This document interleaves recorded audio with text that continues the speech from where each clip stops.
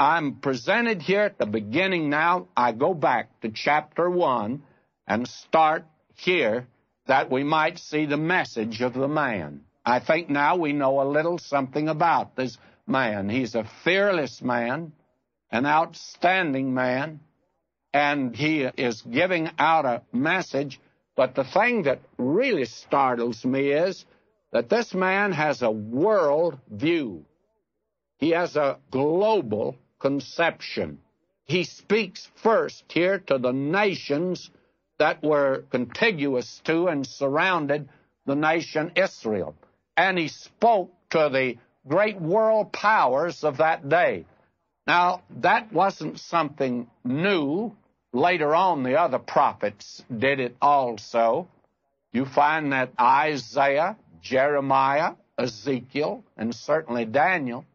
But the method of those men was first to speak of God's judgment of the nation Israel.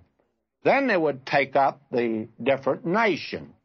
Now, Amos reverses that method. He speaks of God's judgment of the nations round about.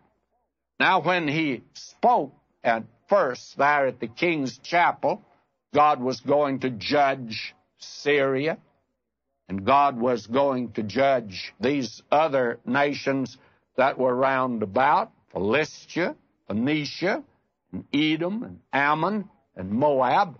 Why, everybody filled the king's chapel.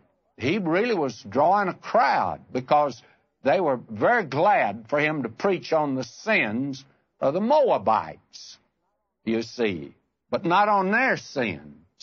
There are a great many people today, they like for the preacher to preach on the sins of the Moabites, which they committed 4,000 years ago, or even longer.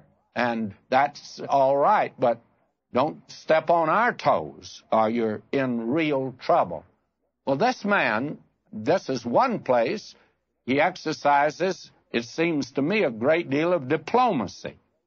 And he was an eloquent man, although he was out yonder from the desert, and he was a country preacher. He had the language of a Shakespeare, and some of his statements are eloquent statements, and he was, in my judgment, a great preacher. I disagree with Amaziah, who told him that he ought to get out of town. I disagree with Amaziah.